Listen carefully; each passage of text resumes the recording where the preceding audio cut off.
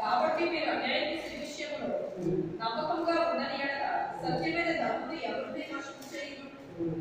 మీరు పరుల తప్పు విషయంలో నమ్మకంగా ఉండని ఎడల మీ సొంతమైనది మీకు అందించను. ఏ సేవకుడు ఇద్దరు యజమానులను సేవింపలేడు. వాడు ఒకరిని ద్వేషించి ఒకరిని ప్రేమించును, లేక ఒకరిని అనుసరించి ఒకరిని ధృవీకరించును. మీరు దేవుడిని సిరిని సేవింపలేరని చెప్పారు.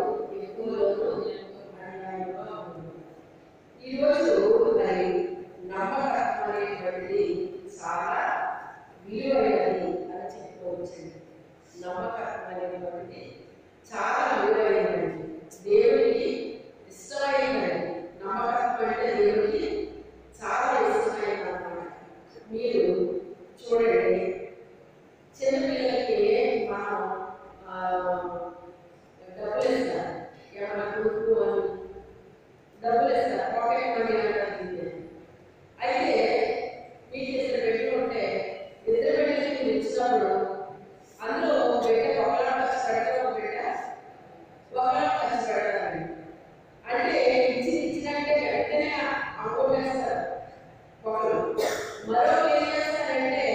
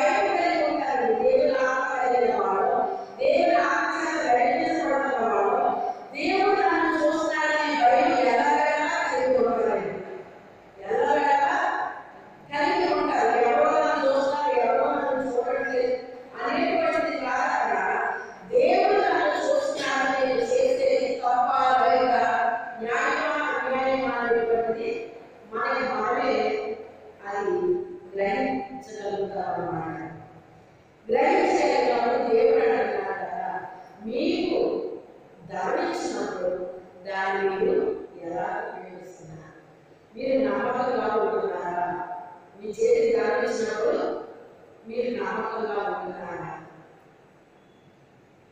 నేను 6th క్లాస్ చదివినప్పుడు నాకు బాగా జ్ఞాపకం.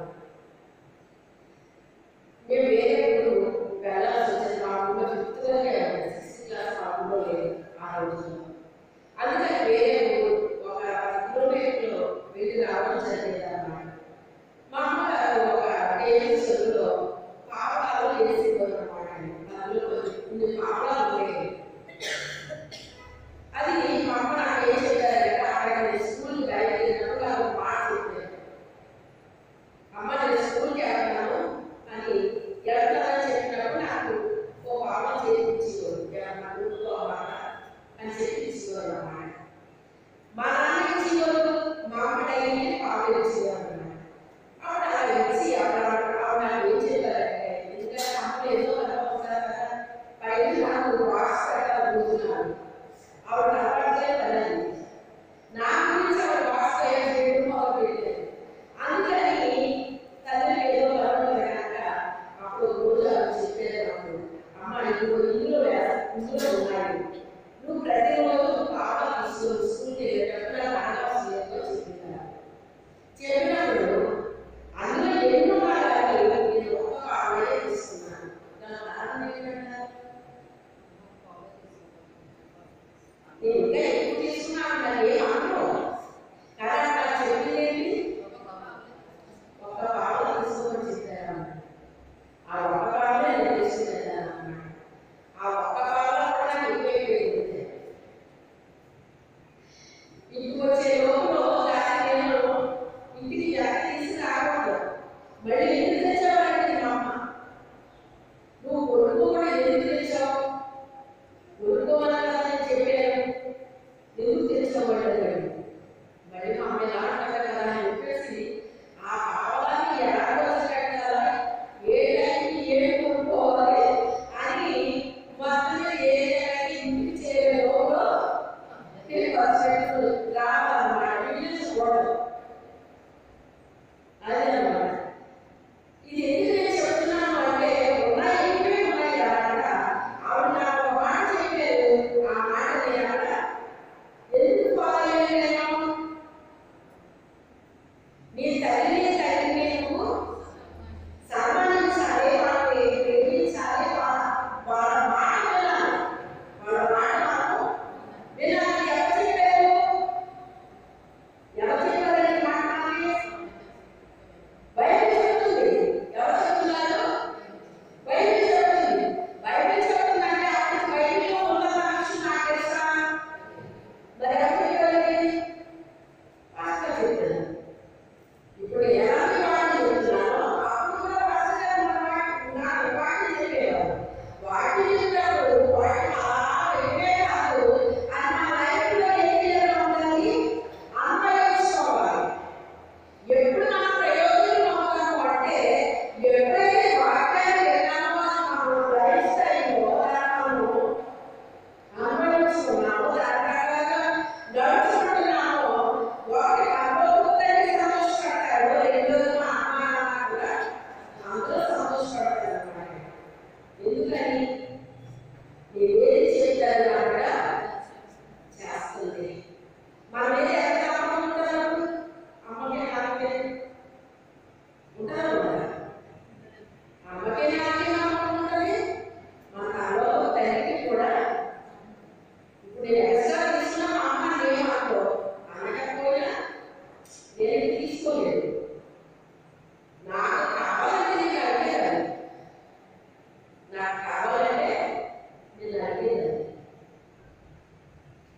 ఇదంతా నేను ఆలోచిస్తే నాకు అనిపిస్తుంది, మొదటి నుండి దేవుడు నన్ను ఒక సమృద్ధిలో నుంచి నన్ను నడిపించాడేమో అని నాకు అనిపిస్తుంది.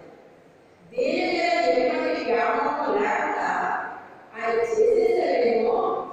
అంటే నీ చేతి ఇచ్చిన దానికి నువ్వు ఏం చేయకూడదు, ఆకర్షింపబడకూడదు, వికర్షింపబడాలి. లోకంలో మొత్తం ఉంటాయండి, రకరకాల మొక్కలు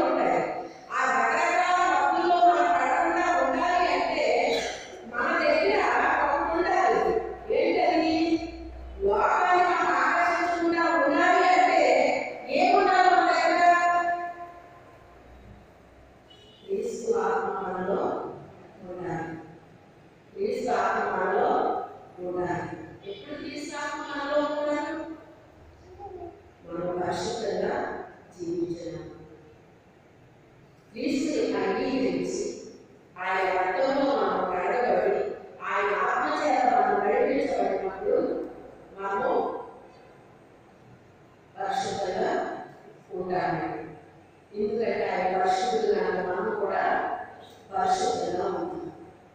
ఉండడానికి ఇష్టపడతాం, ఉండడానికి ఇష్టపడతాం. ఎవరు మన బలంతో చేయాల్సలేదు. పరిశుద్ధంగా ఎందుకని మన దేవుడు పరిశుద్ధులుగా మనం కూడా పరిశుద్ధంగా ఉండడానికి ఇష్టం అవుతుంది. మనం ఎప్పుడైతే పరిశుద్ధంగా ఉండడానికి మనం ఇష్టపడుతున్నామో మన పరలోక తండ్రి కూడా మనల్ని ఏం చేస్తాడు? ఇష్టపడతాడు. అయితే ఇప్పుడు మన దగ్గర ఏం కనిపిస్తుంది? అమ్మాయి నాన్నకి ఒక నమ్మకం కనిపిస్తుంది. మన దగ్గర ఏం కనిపిస్తుంది? ఒక నమ్మకం కనిపిస్తుంది. మనల్ని నమ్ముతారు వాళ్ళు, మనల్ని నమ్ముతారు వాళ్ళు.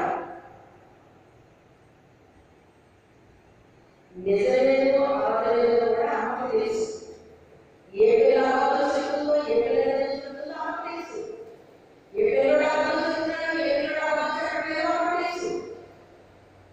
ఒకవేళ అమ్మకు తెలియకపోవచ్చు, కానీ ఎవరికి తెలుసు? మన పరలోక తండ్రికి తెలుసు.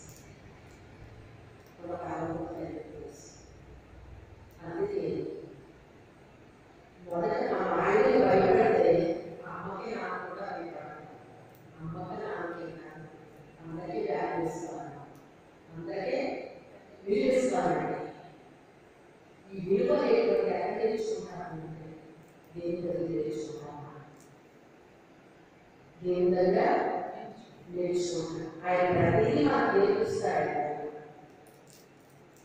మంచి ఏదో చెడు ఏది చేయొచ్చు, ఏది చేయకూడదు, ఏది మాట్లాడచ్చు, ఏది మాట్లాడకూడదు అన్నీ కూడా ఆయన మాకు నేర్పిస్తున్నాడు. ఆయన మాకే నేర్పిస్తాడు. అయితే నమ్మకత్వం కావాలి. దేవుడు ఏం కావాలంటే నమ్మకత్వం కావాలి. మీ చేతికి ఇస్తాను, అందులో మీరు నమ్మకంగా కనబడాలి. మీరు ఎప్పుడైతే నమ్మకంగా కనబడారో, మీరు చిన్ని దాంట్లో నమ్మకంగా ఉన్నప్పుడు ఎక్కువ దాంట్లో కూడా మీరు నమ్మకంగా ఉంటారు. ఎక్కువ దాంట్లో కూడా నమ్మకంగా ఉంటారు. ఈ సాక్ష్యం నా భర్త నా గురించి నాకు సాక్ష్యం ఇచ్చేవారు. 14 సాక్ష్యం చెప్పారు అనుకుంటారు.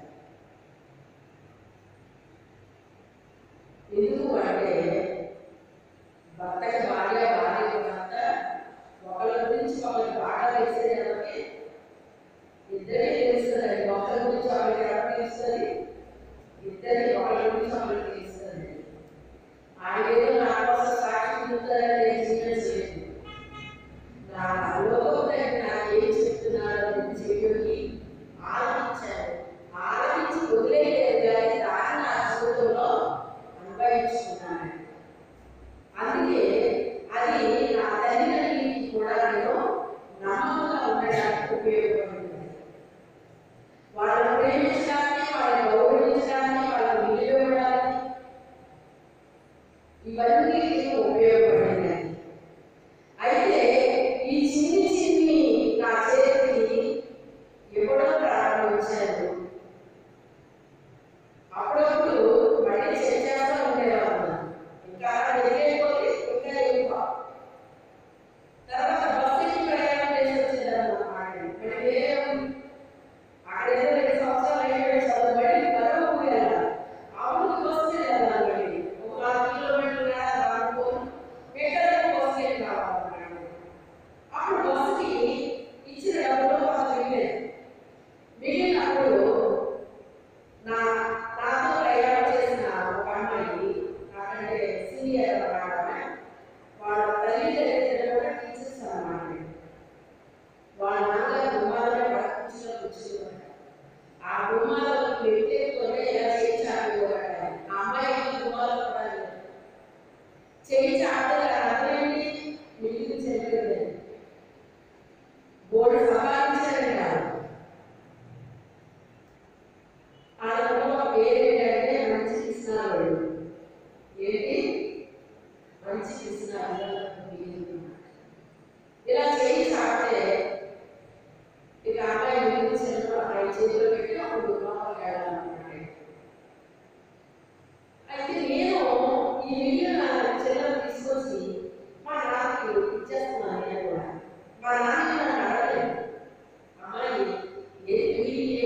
అడగలేదు.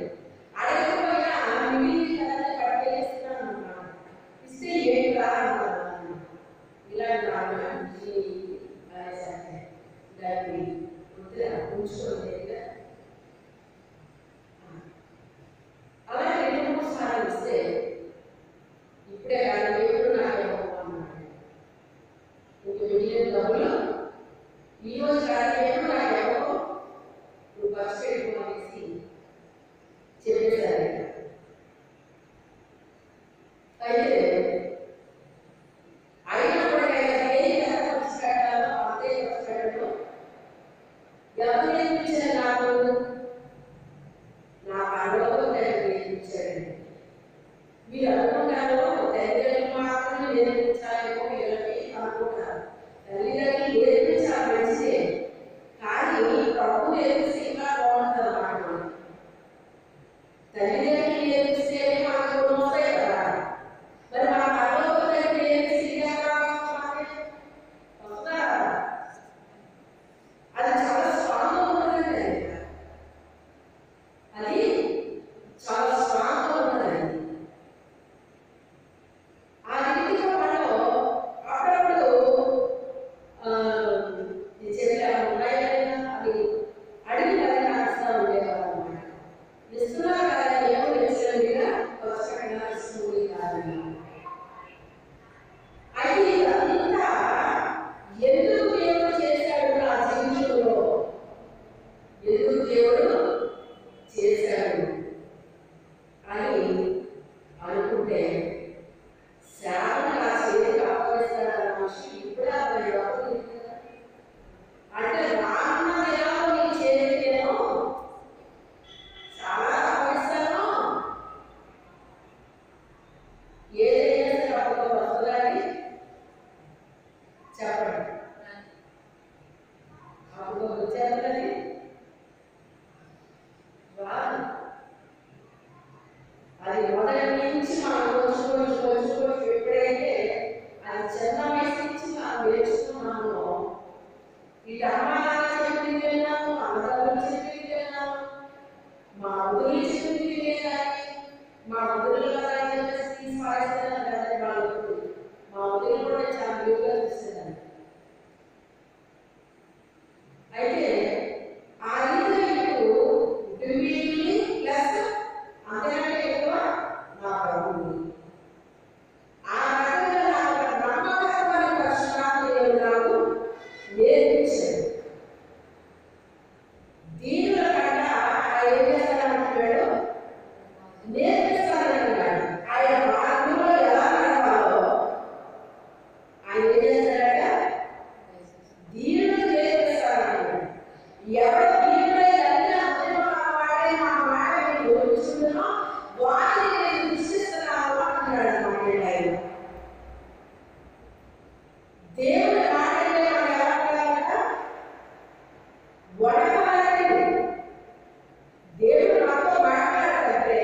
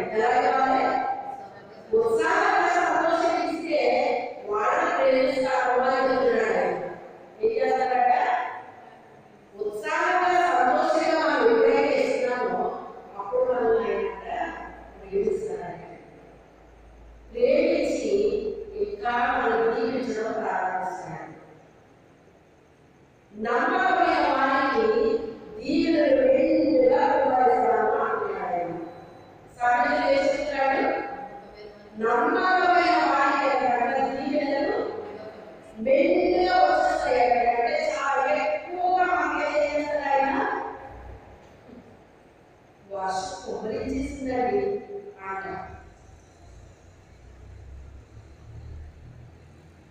అలాగే మనం ఏం చేస్తారు, తీవ్ర వర్షాన్ని సమృద్ధిగా కుమ్మరిస్తాయి, సమృద్ధిగా కుమ్మరిస్తాయి.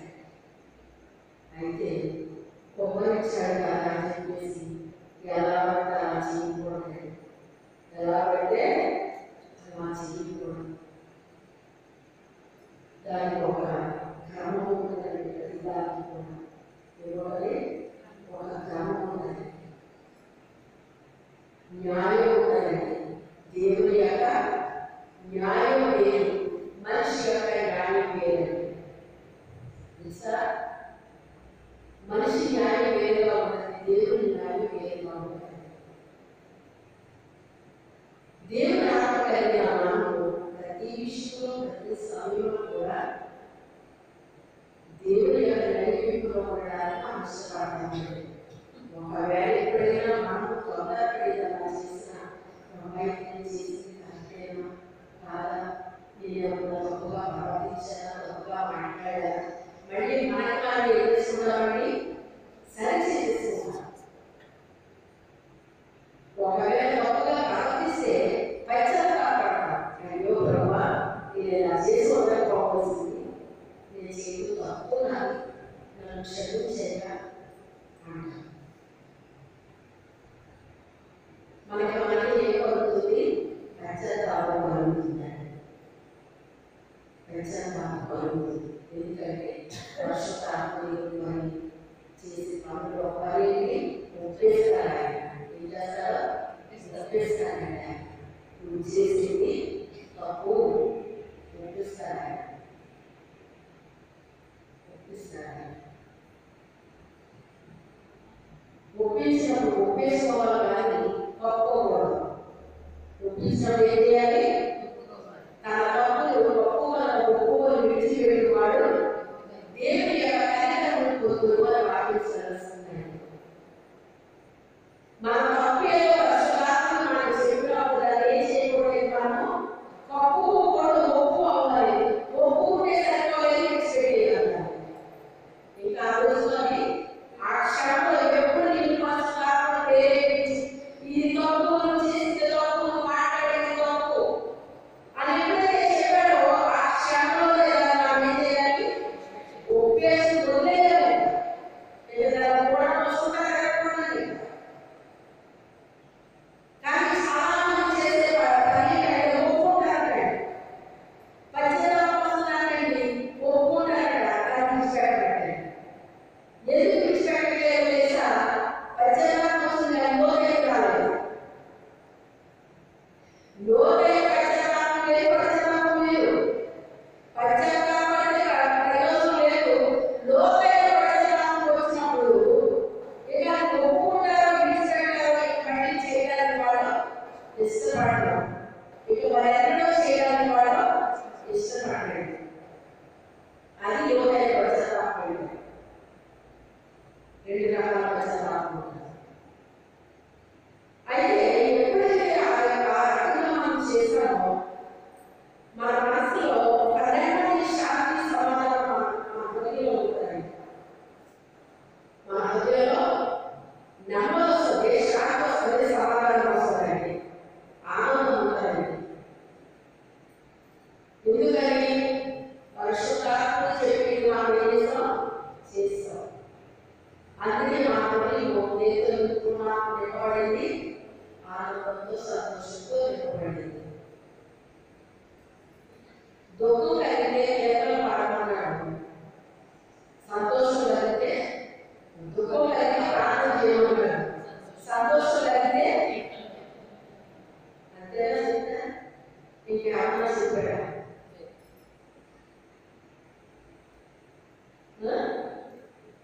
సంతోషం కలిగితే సినిమా చూడమన్నాడా? సినిమా చూడమన్నాడా?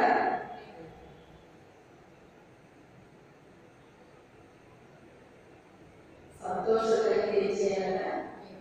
కీర్తనలు పాడుకోవాలంట.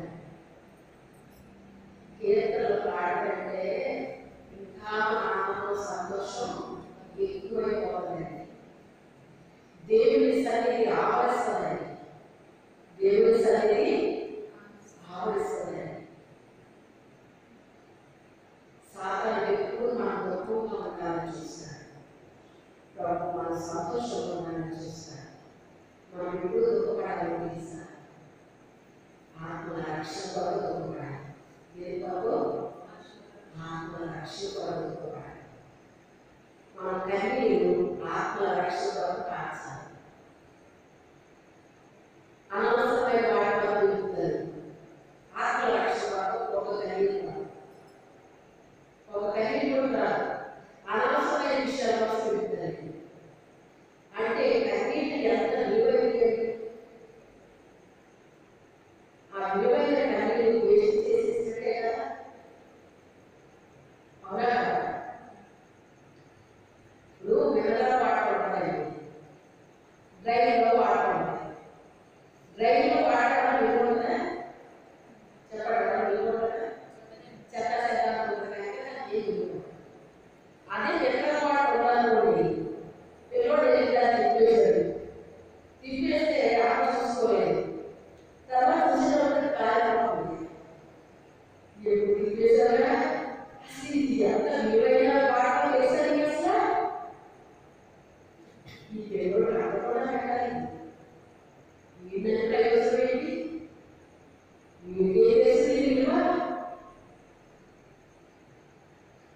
ఆ యొక్క పిల్లల వాటర్ విలువ నీకు చేసినది పిల్లలకి.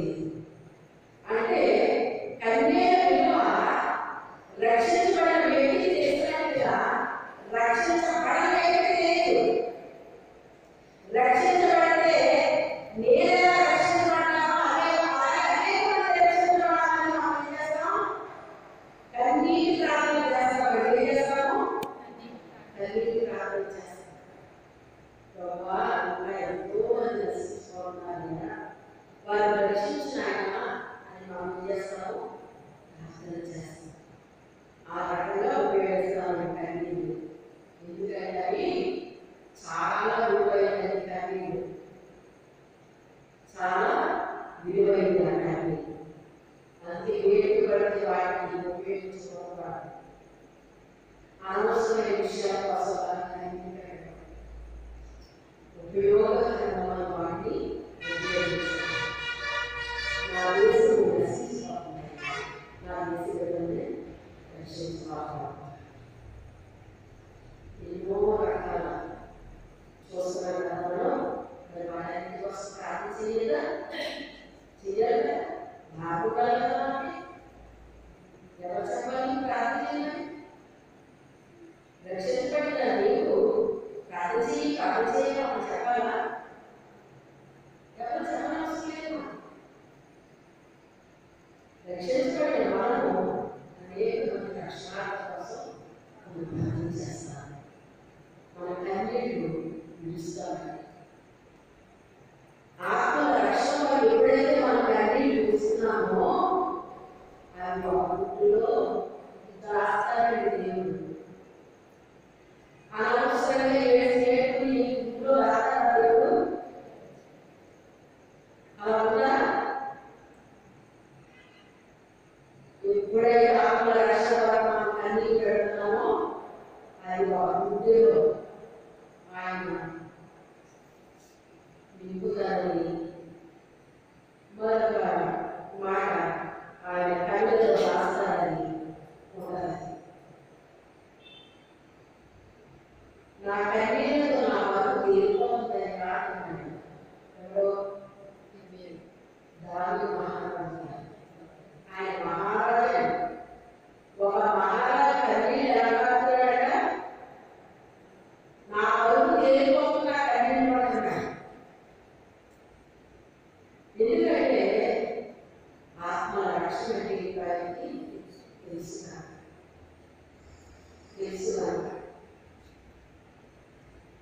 మీ ఆత్మ సంబంధాలు అయితే ఆత్మ విషయాలే మనసు పెట్టాలి, కానీ శరీర విషయాలే మనసు పెట్టుకోండి. మీరు ఆత్మాంశాలు అయితే ఆత్మ విషయాలే మనసు పెట్టుకుంటారు, పైన వాటినే పెట్టుకుంటారు. అంటే పైన ఏంటి?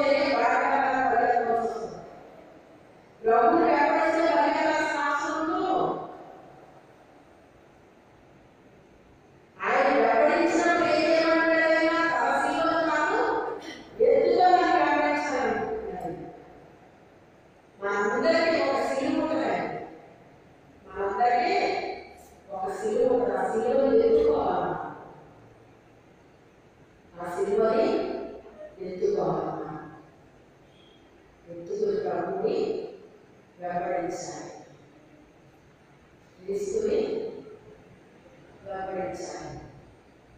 అయితే మన నమ్మకత్వాన్ని ప్రభు చూస్తాడట. ముందు కోచ్ చేస్తాడట. ఏం చేస్తాడో కోచ్ చేస్తాడట. ఆ కోచ్లో మనం ఎంత నమ్మకంగా ఉన్నామో చూస్తాడట. ఆ తర్వాత ఎవరో ప్రారంభిస్తాడట. అధికంగా ఎవరో ప్రారంభిస్తాడు. కొంచెంలో వేరే నమ్మకంగా ఉన్నారు, న్యాయంగా ఉన్నారు, అది ఇంకా అధికంగా ఇవ్వడము ప్రారంభిస్తాడు. చూడండి, తలాంతులు కూడా ఇచ్చాడు దేవుడు. ఎవరు ఇచ్చాడు? ఎవరి సామర్థ్యం వాళ్ళు ఇచ్చాడు. ఎవరి సామర్థ్యం వాళ్ళు ఇచ్చాడు. వాళ్ళ సామర్థ్యం వాళ్ళకి ఇచ్చినప్పుడు వాళ్ళ సామర్థ్యం వాళ్ళకి పనిచేశారు. వాళ్ళ సామర్థ్యం వాళ్ళే పనిచేసినప్పుడు ఏమొచ్చింది? అందులో లాభం వచ్చింది. ఏమొచ్చింది? లాభం వచ్చింది. అప్పుడు వాళ్ళు ఏమన్నాడు? బలానమైన మంచి దాసుగా, బలానమైన మంచి దాసుగా, ఈ కొంచెములకు నమ్మకంగా ఉన్నావు, ఈ కొంచెములకు నమ్మకంగా ఉన్నావు, ఇదిగో నీకు అనేకమైన నీకు ఇస్తున్నాను, వీటిని స్వతంత్రించు అన్నాడు. ఎప్పుడైతే కొంచెంలో మనం నమ్మకంగా పనిచేస్తామో అనేకమైన ఇస్తాడండి. అనేకమైన మనకి ఇస్తాడండి. స్వతంత్రించుకుంటాం. అనేకమైన వాటిని మనం ఏం చేస్తాము? స్వతంత్రించుకుంటాము. స్వతంత్రించుకోండి. బలమైన మంచి దాసుగా రండి, వీటిని స్వతంత్రించుకోండి. నా సంతోషంలో మీరు కూడా పాల్గొనండి అంటున్నాడు ఆయన. ఆయన సంతోషిస్తాడట. ఆ సంతోషంలో మనల్ని ఏం చేయమన్నాడు? పాల్గొనాలన్నాడు. నా కొరకు మీరు కష్టపడ్డారే, నా కొరకు మీరు కష్టపడిన కష్టాన్ని మనుషులు చూడకపోవచ్చు, కానీ నేను చూశాను. నువ్వు నమ్మకంగా పనిచేయడం నేను చూశాను. నువ్వు కష్టపడడం నేను చూశాను. నువ్వు కన్నీరు పెట్టడం నేను చూశాను. నువ్వు ఉపవాసం ఉండడం నేను చూశాను. నువ్వు ప్రార్థించడం నేను చూశాను. నువ్వు కష్టపడడం నేను చూశాను. నీ శ్రమని నేను చూశాను. నీ అవమానాలు నేను చూశాను. నీ నిందలో నేను చూశాను. నువ్వు పొందే ఎగతాళిని నేను చూశాను. ప్రతిదీ నేను చూశాను. కొంచెంలో నమ్మకంగా ఉన్నా, కొంచెంలో నమ్మకంగా ఉన్నా, నీకు ఇచ్చిన కొంచెంలో నువ్వు నమ్మకంగా ఉన్నావు. పనిచేసావు. నమ్మకమైన వారు మనకి అనేక కార్యాలు మనం గుర్తు చేస్తారు. ఎవరైనా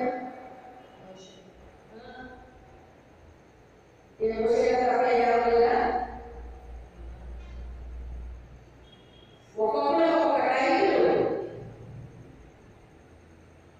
మోషే అనగానే మనకి వెంటనే ఒక స్టాంప్ ఏంటి? నా ఇల్లు అంతలో నమ్మకమైన వాడు మోషే అని ఎవరు ఇచ్చారండి? ప్రభువు ఇచ్చారండి ఆయనకి. ఒక మనిషి ఇస్తే ఎంతో సంతోషం. ఒక బహుమతి మనకి ఇచ్చేటప్పుడు మనకు సంతోషం కదా. దేవుడే మనకి బహుమతి ఇస్తే ఇంకెవరు ఉన్నారండి? దేవుడే మనకు బహుమతి ఇస్తే ఎలా ఉంటుంది? మనుషులు బహుమతి ఇచ్చినట్టే దేవుడు కూడా ఇస్తాడు. మనకి బహుమతి ఇస్తాడు. బహుమతుల ప్రధానం ఉంటుంది. బహుమతుల ప్రధానం ఉంటుందండి.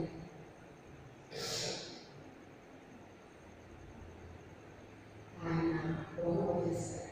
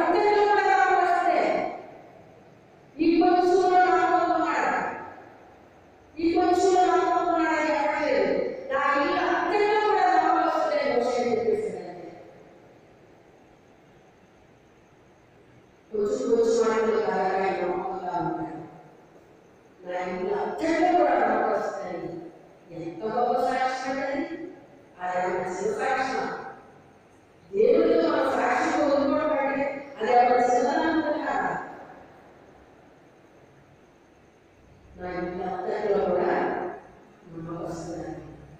అయితే ఆ నమ్మకస్తుడు ఎన్ని అనుభవించాడో తెలుసా మీకు? తన నమ్మకత్వాన్ని ఆయన కాపాడుకోవడానికి దేవుడు నన్ను పిలిచి ఎంత గొప్ప బాధ్యత నాకు అప్పగించాడు అని ఆ బాధ్యతను మోసాడండి. ఎక్కడ మోసాడని చెప్తున్నాడు? గుండెల్లో మోసాడని చెప్తున్నాడు ఆయన. ఎక్కడ మోసాడట? గుండెల్లో మోసాడటండి. చెరువున అమలు చెప్పాడు దేవుడు. ఆ చెరువున అమలు నమ్మకంగా వేయబడ్డాడు. ఆ చెరువు అమలనే నమ్మకంగా వేయబడింది. అప్పుడు ఆయన ప్రత్యక్షమై పిలిచి లక్షలాపడే కాదు చెరువున అమలు అప్పగించాడు. ఒక్కసారి తీసుకెళ్ళి ఎక్కడ పెట్టాడు? ఈ చిన్ని మాటలే నీకు కేవలము కొంత తగ్గిన కోసం ఇచ్చాను. ఈ సినిమా ఎందుకు ఇచ్చాను నీకు? ఒక తగ్గిన కోసం ఇచ్చాను నీకు. అంతేగాని అసలైనది ఏంటిది? ఇది నువ్వు చేయాల్సిన పని. లక్షల మంది అలా చేయబడింది దేవుడు. అప్పుడు అతను తీసుకున్న తీర్మానం ఏంటో తెలుసా? ఐగుప్తు రోగాదుల కంటే దేవుని ప్రజలతో క్రీస్తు నిమిత్తము నింద అవమానాలు అనుభవించడం నా గొప్ప భాగ్యం. ఏమంటాడు? నిందపడిపోతాయి కదా, అవమానాలు వచ్చేస్తాయి. కానీ ఎన్ని నాకు ఏంటంటాడు? ఇవన్నీ నాకు గొప్ప భాగ్యం. నా దేవుడు నాకు ఇచ్చిన గొప్ప భాగ్యం ఇది. ఐగుప్తు రోగాలు